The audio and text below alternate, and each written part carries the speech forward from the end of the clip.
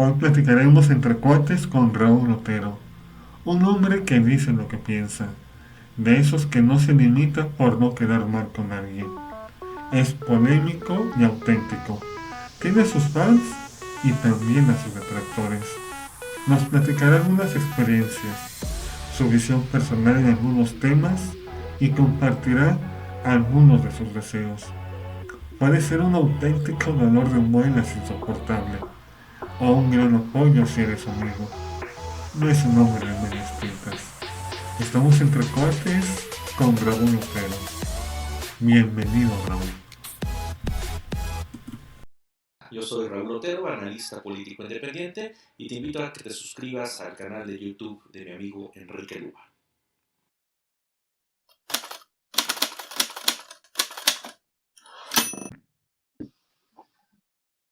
Hola amigos de Enrique Luda, del canal de Enrique Luda. Estamos en esta serie de pláticas, de entrevistas, y hoy tenemos a un señor, un empresario, un emprendedor, un señor que ha trabajado en la vida pública desde hace ya, en el servicio público desde hace ya algunos años, con sus seguidores, con sus detractores, y muchas gracias al señor Raúl Otero por estar acá. Doctor Raúl, gracias por la aceptación a esta plática. ¿Cómo estás? ¿Qué tal? Un gusto, pues aquí en cuarentena, quedándonos en casa, pero aquí estamos dispuestos a compartir algunas cosas de lo que hemos hecho y de lo que podríamos estar haciendo en un futuro.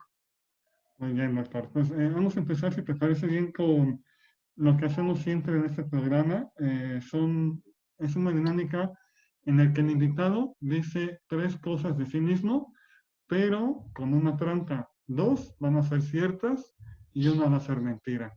Aquí la gente puede comentar aquí deja su comentario para adivinar. Y el primero que lo haga, le vamos a regalar un curso nosotros, de los que damos, para que lo aproveche, para que sea como la persona quiera. Ahí damos unas indicaciones. Pero ¿cuáles serían? Tres cosas de ti, dos que sean ciertas y una que sea una mentira. ¿Cuáles serían? Tres cosas. La primera es que soy una persona muy apasionada en todo lo que hago, en todas las actividades que realizo, me entrego de tiempo completo y me gusta hacer lo mejor posible, pero con mucha entrega para que tenga sus efectos reales y cuantificables, yo le digo.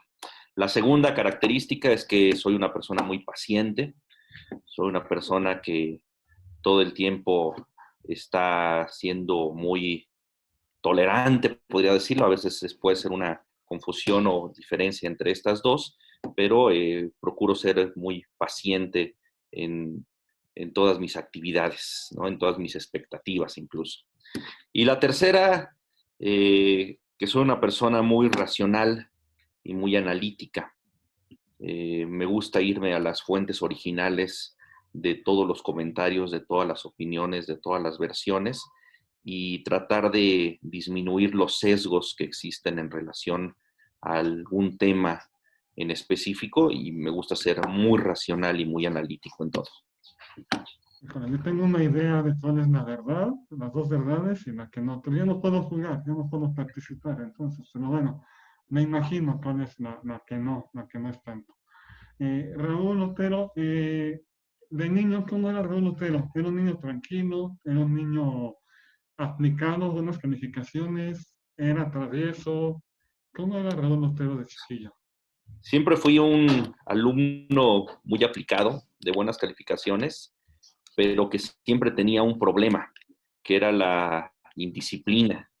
Era una persona muy activa todo el tiempo y entonces siempre tenía complicaciones o contradicciones entre las calificaciones que yo obtenía académicamente con las calificaciones que te ponían en disciplina, ¿no? Y entonces eso me generaba a veces muchos conflictos, porque al al ser muy activo, muy, muy inquieto, pues a veces me metía en muchos problemas, pero académicamente siempre fui un muy buen alumno, ¿no? O sea, de nueves y dieces, pero también de recados, ¿no? De muchos recados, incluso de expulsiones, ¿no? De la escuela. ¿Tanto así? ¿En serio? Sí, sí, sí, O sea, sí. si ibas a concursar a otras escuelas porque sacabas buenas calificaciones, aprovechamiento, pero también muy latoso. Sí, definitivamente recuerdo mucho en alguna ocasión que en quinto de primaria, me parece, que mis padres tuvieron que ir a hablar con el director de la escuela porque prácticamente ya me estaban expulsando. Lo que me permitió quedarme y salir adelante es que tenía muy buenas calificaciones, y no realmente hubiera tenido que irme de esa escuela, ¿no? ¿Recuerdas alguna travesura, alguna en particular que te metió en problemas? ¿O alguna anécdota de chiquillo? Mira, lo que pasa es que era muy... me gustaba juntarme con muchos compañeros que eran, digamos, como los más traviesos, y entonces había quien decía que yo tenía como mi especie de guardaespaldas, Mm, porque cuando yo me metía en algún problema en particular, siempre había alguien que saltaba por mí. Y la verdad es que también había una especie de complicidad con ellos, porque pues yo les ayudaba también en cuestiones de las tareas y de los trabajos, y ellos pues siempre estaban conmigo y me defendían cuando me metía en algún problema en el recreo o cuando estábamos jugando. ¿Y alguna materia favorita? Eras aplicado en general, pero alguna que dijeras, esta me gustaba mucho. ¿Cuál sería? Yo creo que siempre las matemáticas. Yo creo que siempre las matemáticas fue un, una materia que además es muy útil para poder eh, tener un sentido de la lógica, ¿no? Un sentido de la lógica, del procedimiento, del orden, y entonces eso te ayuda mucho a poder sistematizar las ideas. ¿Y alguna que dijeras, híjole, esta como que no me late? Digo, lo tengo que hacer, pero no me gusta mucho, me da flojera, me saca de onda. ¿No? Esa no, ¿cuál sería? ¿Alguna? Yo creo que más bien en la universidad me costaba mucho trabajo la de física. La materia de física, yo estudié ingeniería industrial y de sistemas, y una de las materias que se me complicaba mucho era la materia de física. No sé si era por el profesor o no sé si era por la materia misma, pero había cosas que me parecían demasiado abstractas.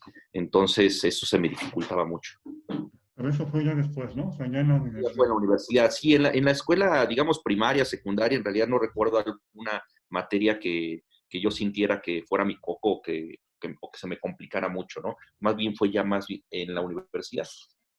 Y hablando ya de política, desde niño había como eso. Yo entiendo que está en la sangre, que está en el ambiente familiar, porque tu abuelo creo que fue presidente municipal Mi de abuelo fue Catepec, presidente ¿no? municipal en el 61 de aquí de Catepec, pero mi familia, digamos, mi padre y mis tíos, en realidad ninguno de ellos continuaron con esa carrera política, entonces yo estaba de alguna manera alejado de todo ello. Sin embargo, pues sí, como tú dices, hay cosas que se llevan en la sangre, que hay un gusto no solamente en la parte romántica de decir, de servir y de ayudar. A mí en particular lo que me gusta mucho es la toma de decisiones para poder impactar. Entonces, esa toma de decisiones estructurada y que pueda ser cuantificable y que pueda ser evaluada es la parte que a mí más me gusta. Sí, desde muy chico, yo creo que más o menos desde los 10 años, tenía yo un cierto interés por el tema de la política, me gustaba mucho ver las noticias.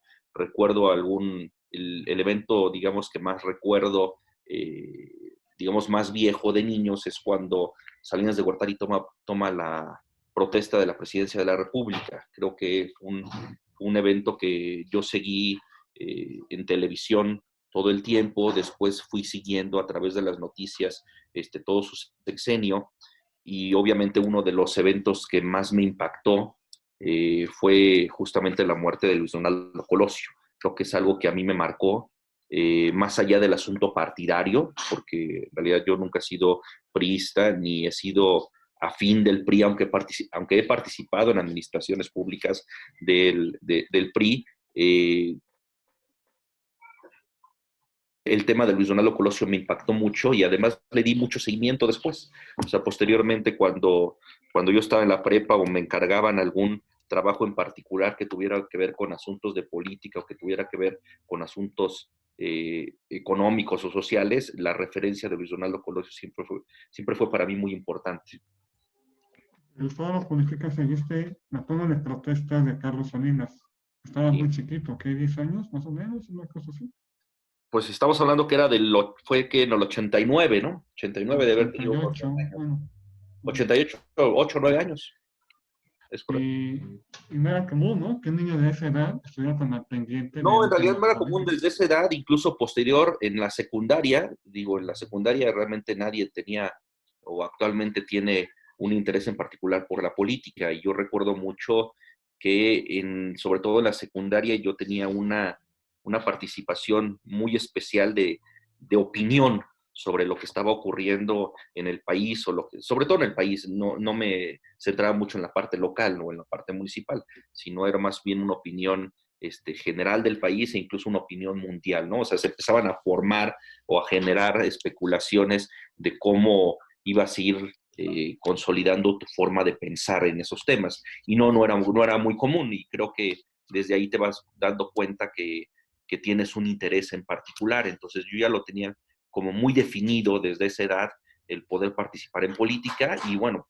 cuando ya estaba yo en prepa, los talleres que yo tomaba, yo estudié la prepa en el TEC de Monterrey y los talleres que yo tomaba iban ya de repente muy enfocados al tema de la política, ¿no?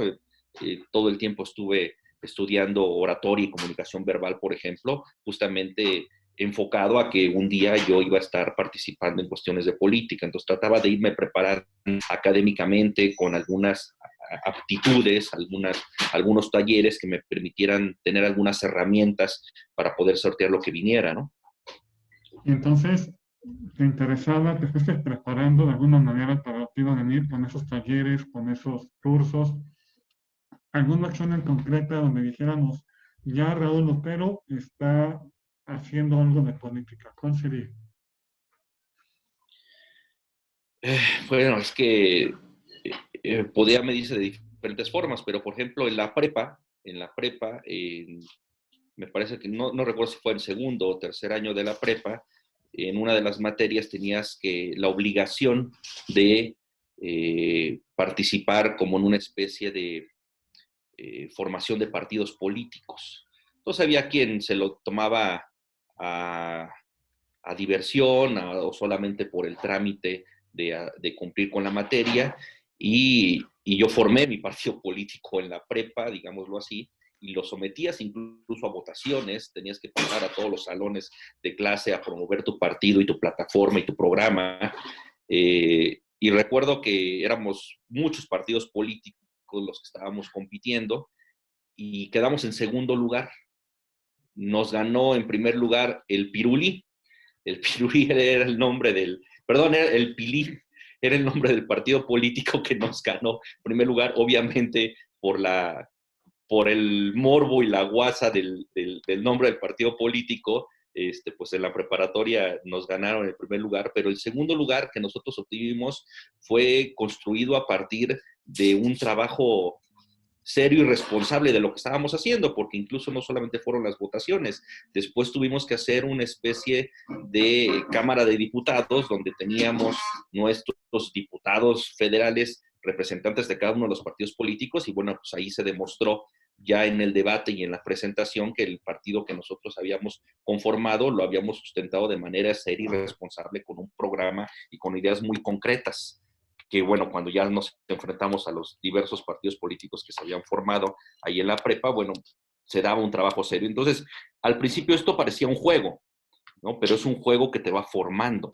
También en la preparatoria me formó mucho en cuestiones de debates, algo que tenía en el TEC de Monterrey que se llamaba el modelo de las Naciones Unidas. Entonces tú escogías un país en particular y podías estar en la Asamblea General o en comisiones de las Naciones Unidas y se armaban debates durante 3 días continuos, de 8 horas diarias, de manera muy seria. Ahí sí no era un juego como el asunto de los partidos políticos, que los compañeros se lo tomaban más a juego. Aquí ya se hizo quien quería participar. Y además no solamente eran participantes del TEC de Monterrey, sino invitaban a muchos otros participantes de otras escuelas, había otras escuelas que participaban, entonces se hacía un debate muy serio con temas reales en ese momento de la actualidad mundial, los tenías que estudiar y además tenías que estudiar la posición política del país que estabas representando. Y además se utilizaban las reglas formales de las Naciones Unidas. Entonces esto te permitía una formación para el debate de manera muy seria. te permitía poder tener una claridad de las ideas, poder defender esas ideas y además hacerlo de manera muy responsable y no a gritos y sombrerazos, como muchas veces ocurre en la Cámara de Diputados y hoy con las redes sociales, los debates que te puedes tener en las redes sociales, bueno, pues son verdaderamente ridículos, ¿no? En muchas ocasiones, ¿no? Quienes estaban en las alcantarillas, hoy desde las alcantarillas tienen una voz pública, ¿no? Y que se ofenda, pues, los que se sientan que están en las alcantarillas, ¿no? Pero es una forma de describir lo que antes era totalmente obscuro o que no tenía una voz por un conjunto de razonamiento, hoy la tiene y hoy cualquier persona puede opinar en las redes sociales sin tener el más mínimo conocimiento de lo que está diciendo, ¿no? Sí, diciendo barbaridades, diciendo distorsiones, diciendo verdades a medias, de todo hay, ¿no? Y en las redes sociales dan ese micrófono, por así decirlo, para decir, y puede ser constructivo, pero también puede ser destructivo y hasta patético en algunos casos, ¿no? De repente sigo tus debates y sí, son un deleite. A veces no comento nada, pero son divertidos, eres sarcástico, eso también lo tienes, ¿no? Si lo hubieras dicho, yo hubiera sabido que eso sí lo tenías. Un poco de humor negro, sí. Hay gente que dice que eres anticrista. Hay gente que dice, Raúl Otero es anticrista. Tú lo has dicho apenas ahorita. Ya estuviste en la administración de gobierno estatal, Sí. siendo en el gobierno municipal, apenas el que terminó, fuiste director de desarrollo social y Ajá, luego de desarrollo económico. correcto. Dos que son muy importantes en administraciones tristas, pero entonces, sí o no, serías en el fondo anticrista. ¿Cómo ves? No, mira, me han dicho antipriista, me han dicho antimorenista, me han dicho antiperredista, me han dicho antitodo, ¿no? Y los priistas me acusan de morenista y los morenistas me acusan de priista, y bueno, siempre el que no esté de acuerdo conmigo me va a acusar y me va a poner una etiqueta que les parezca a ellos un insulto. A mí la verdad es que no me parece un insulto ninguna de esas cosas, porque además yo en algún momento fui 12 años perredista, incluso fui consejero nacional del PRD y participé en una administración como tesorero municipal aquí en Ecatepec, en la administración de Cureño. Después renuncié y había diferencias que yo tenía en la forma en la que se estaban haciendo las cosas. Después participé en administraciones del PRI, tanto en la del doctor Erubiel como la de Indalecio, ya como presidente municipal, pero también tenía mis diferencias. Lo que pasa es que había diferencias que se podían presentar al interior del gabinete, que se podían decir directamente al presidente municipal, y siempre tuve diferencias al interior de la administración, pero diferencias que fueron respetadas, a veces fueron aceptadas, a veces no, siempre buscó ser una crítica constructiva. Hoy, estando fuera del gobierno, sigo haciendo esa crítica, nada más que ahora la hago desde las redes sociales porque no tengo una interlocución directa con el presidente municipal, entonces hay quien se molesta por estas críticas que yo hago, pero es que yo siempre he sido crítico y además siempre he sido una persona libre de conciencia e independiente. Actualmente no pertenezco a ningún partido político, no sé si vaya a pertenecer en un futuro a un partido político o no, pero cualquiera que sea el caso, de todos modos, de lo que no puedo quitarme es de ser una persona crítica, de ser una persona que tiene su propia opinión. Eh, no me sesgo por un asunto partidario ni por un asunto fanático. En todos los partidos políticos hay cosas buenas y cosas malas. Lo que pasa es que cuando uno exhibe las cosas malas, pues es etiquetado de muchas formas diferentes, nada más con la intención de lograr ofender o de insultar, ¿no? Ya me he acostumbrado también a todo ese tipo de cosas con las redes sociales y pues simplemente es algo que no va a cambiar. Voy a seguir siendo crítico y podrán seguirme poniendo las etiquetas que quieran, ¿no? Fuiste tesorero municipal con José Luis Gutiérrez Cureño y participaste desde la campaña también, ¿no? Estuviste ahí. Sí, Fue una desde la campaña. campaña intensa. Creo que en un principio nadie esperaba que fueran a ganar ustedes y al final ganaron. O estoy mal, sí, sí hay una percepción en general Pasó de lo que podrían mismo, ganar. pasó lo mismo que en el 2018, cuando se gana en el 2006, cuando el PRD gana en el 2006, la presidencia de Catepec fue porque el efecto Andrés Manuel López Obrador en ese momento estaba muy alto y realmente Ecatepec se gana por el efecto Andrés Manuel. En el 2018, aquel que quiere pensar y hacerse recuperaciones mentales de que Vilchis ganó porque lo conocían, no, pues él ganó porque ganó López Obrador, es el efecto López Obrador. Entonces, lo mismo que pasó en el 2018, pasó en el 2006. Nosotros sí hicimos una campaña intensa, yo pertenecía al PRD, y no era la primera vez que Cureño era candidato y que se hacía esta campaña, pero las condiciones en ese momento nos favorecían por el asunto de López Obrador. Muy bien, y estuviste ahí ese rato, después estuviste en el gobierno municipal del PRI, o después, ¿a dónde? ¿Cuál fue tu siguiente paso en la carrera política? No, yo renuncio como tesorero municipal y posteriormente renuncio al PRD, cuando todavía estaba la administración de Cureño. Yo quise hacer un trabajo completamente independiente como una organización social, pero en ese momento ni siquiera las candidaturas independientes existían, entonces realmente era imposible hacer un trabajo político estando fuera de los partidos políticos. Entonces me sumo a la campaña del doctor Erubiel para la presidencia municipal de Ecatepec. Se gana, posteriormente él es candidato a gobernador. Yo no me incorporo en la administración municipal, sí me invitó a participar el doctor Erubiel como director, como parte de su gabinete, pero yo decidí en ese momento no participar, además de que estaba concluyendo mi doctorado en política pública y entonces tenía otras prioridades. Cuando él es candidato a gobernador, entonces me sumo nuevamente a su campaña y cuando ya es gobernador, pues me invita a participar en el Instituto Mexiquense del Emprendedor. Concluyo mi etapa bueno, más bien me piden renunciar en el gobierno del estado para poderme sumar a la campaña de Indalecio Ríos por la presidencia municipal de Ecatepec. Y entonces regreso a Ecatepec porque además a mí lo que siempre me han gustado son los municipios. Me gusta más un gobierno municipal que el gobierno estatal, por ejemplo. Hay un mayor dinamismo, los problemas están a la orden del día y hay más cosas que resolver y que decidir y muchas cosas más que se pueden hacer desde un municipio, aunque en el estado pues lo que hay son recursos públicos, pero en un municipio tienes un mayor poder de decisión para impactar realmente la vida de las personas. Y regreso yo a Ecatepec a sumarme a la campaña de Indalecio Ríos y por eso es que posteriormente él me nombra director de Desarrollo Social y después director de Desarrollo Económico. Hablabas de los recursos estatales y municipales, y en ese sentido escribiste un libro, ¿no? Sí, que fue prácticamente mi tesis doctoral, que incluso la sometí a un concurso en la Cámara de Diputados y obtuve el segundo lugar del Premio Nacional de Finanzas Públicas, le llaman ellos en la Cámara de Diputados, que tenía que ver con el asunto de la recaudación predial y el catastro. Cómo es que la modernización catastral y tener un buen catastro en los municipios del país, de todo el país, se puede lograr de manera más eficiente la recaudación del impuesto predial.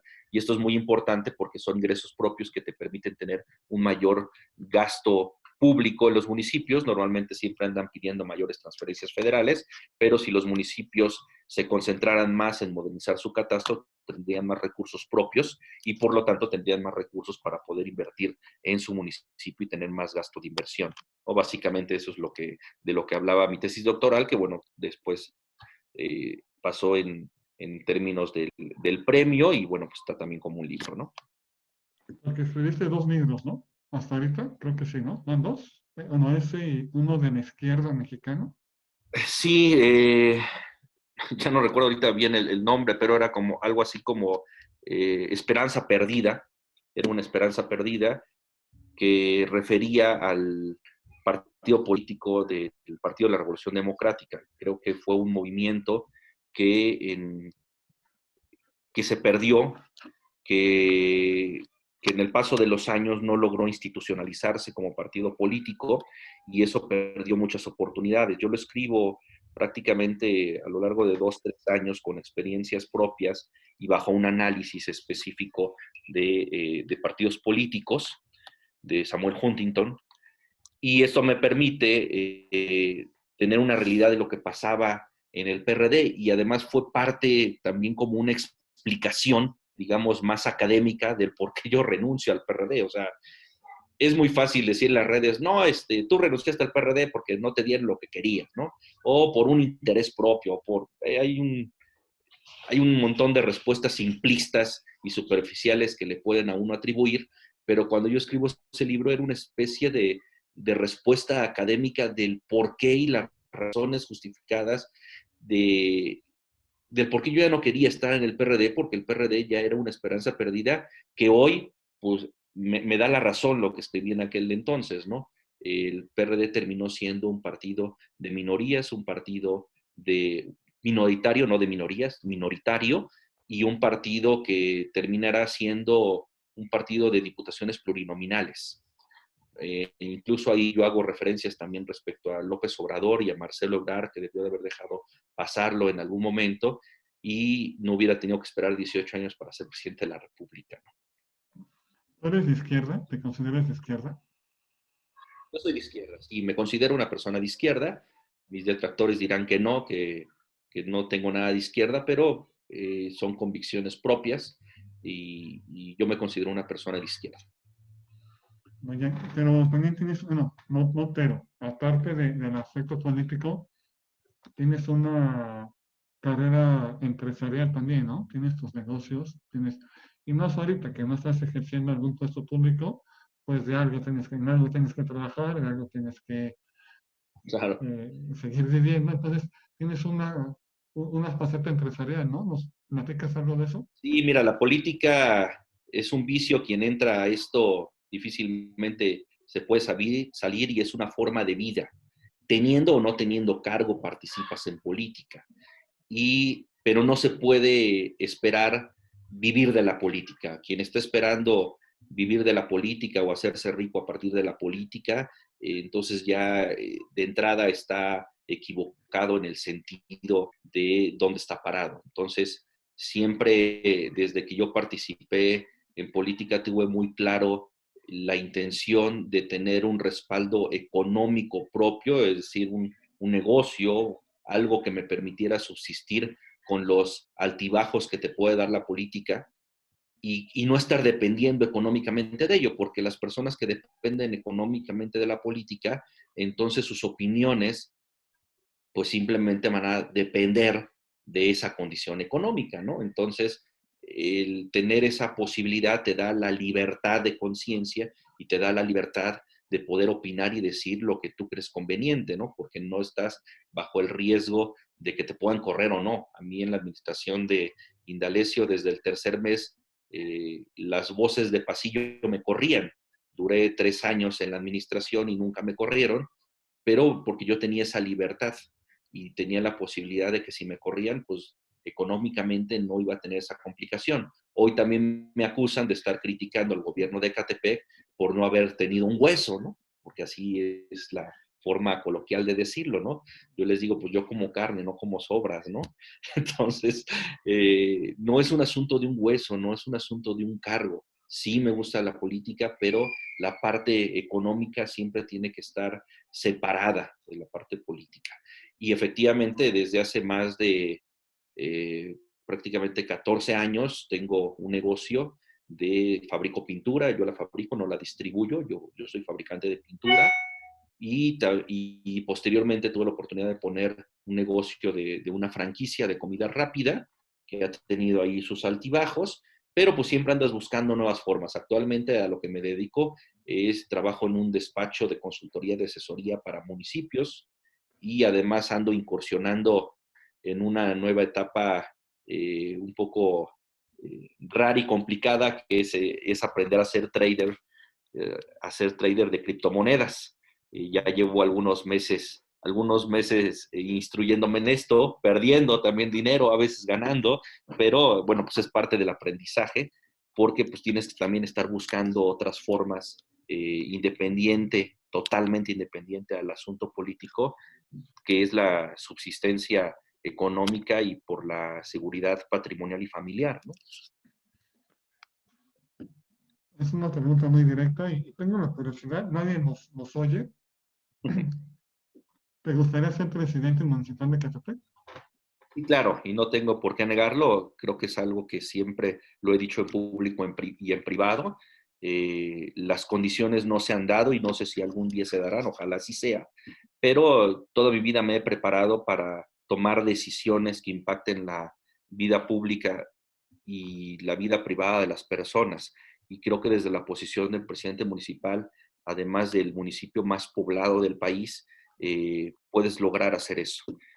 Tampoco es un asunto de un capricho, tampoco es una obsesión, pero si tú me preguntas, ¿quieres ser presidente municipal de Catepec? Sí, por supuesto, y no tengo por qué negar. Ya fuiste precandidato, ¿no? No, no propiamente. Eh, digamos que siempre he sido aspirante, pero nunca he sido formalmente precandidato de ningún partido político, incluso nunca he sido candidato a ningún puesto de representación popular, a pesar de que tengo más de 20 años participando en política. Alguien diría, no, pero los que ya fueron, ya que no sean, bueno, pues yo nunca he sido ni siquiera candidato, ni siquiera candidato propietario a ningún Ajá. cargo popular, no, nunca. ¿Te gustaría ser diputado local, federal, o eso no tanto? Mira, son posiciones diferentes desde las que hay que legislar. Lo que pasa es que hay muchas personas que quieren ser diputados para poder repartir cemento, ¿no? O poder realizar gestiones o poder eh, utilizar esa posición como un trampolín para otra cosa. Si vas con la convicción de hacer tu trabajo como legislador para la modificación de las leyes, ya sean locales y federales, por supuesto que tendría interés en ello, pero si tú me dijeras cuáles son las prioridades, me gusta más la parte ejecutiva, la parte operativa, la parte de toma de decisiones para impactar directamente, ¿no? Por eso más, digamos, la preferencia aquí en corto de ser presidente municipal o incluso director, que ya lo he sido, de la administración pública, que andar buscando alguna representación popular solamente por el tema, a veces dirían, de fama y poder. No, no es eso, ¿no? Es un asunto de poder tomar decisiones y poder impactar. Bien. Transformar, ahora que está de moda el asunto de la transformación. Además, está de moda. Doctor Otero, ya para terminar, de antemano, gracias por este tiempo, por este espacio que quisiste entrar a esta dinámica. Voy a decir unas frases o unas palabras y tú vas a decir otra palabra que se relacione. ¿Sí, sí se entiende? Si yo digo, por ejemplo, fútbol, tú dices Chivas. Creo que vamos a las Chivas, ¿no? O sea, por ejemplo, ¿no? Algo Sí, así. sí. Yo digo una palabra o una frase y tú dices una palabra que se relacione con eso. ¿Sale? Ok, Ecatepec, más grande, servicio público, una necesidad, izquierda mexicana, hay que recuperarla. pinturas, Mi sustento, emprendimiento, una pasión, familia, mi vida completa, política, mi pasión más grande, México, mi objetivo, presidencia municipal, un sueño, partidos políticos, una necesidad de participación. Raúl Otero. Auténtico. Doctor, muchas gracias. Espero que te hayas pasado bien. De este lado no hay nada más que agradecimiento. Seguiremos al pendiente de esa pasión. Eres un incendiario de las redes sociales. Hay que Yo estoy muy al provocar. pendiente, compartiendo, comentando de varias cosas. Hemos ahí medio debatido tantito, pero cosas tranquilas. No, no me voy a meter con Sansón a las patadas. Pero coincidimos en muchas cosas, ¿no? Creo que hay muchas coincidencias y gracias otra vez por aceptar esta invitación. Pero además es un método de aprendizaje. Hay que considerar también que las redes sociales es una forma de aprendizaje propio, ¿no? Es una especie de hablar incluso con el espejo porque más no sabes realmente quién está del otro lado y a veces es una forma de poder eh, inspeccionar tus propias ideas, ¿no? Muchas gracias a ti. Muchas gracias a ti. Algo que quieras, no me te encuentra la gente, redes sociales, tienes Twitter, tienes Facebook, Sí, tienes, es correcto. ¿dónde te Página, conocemos? ¿no? Tengo Twitter, RA-Otero, tengo la fanpage que le llaman Raúl Otero, en Facebook el perfil personal Raúl Ángel Otero Díaz, y bueno, tengo un grupo también de política que se llama Buzón de Quejas Ecatepec. Saca nombre, ¿eh? Entramos ahí, hasta me quemo ahí de que sale nombre. Y uno les invita a que se suscriban al canal Enrique Luba, Capacitación ITC, vamos a estar compartiendo muchas cosas. Y una vez más, doctor, muchas gracias. Estamos en Gracias. comunicación. Adiós.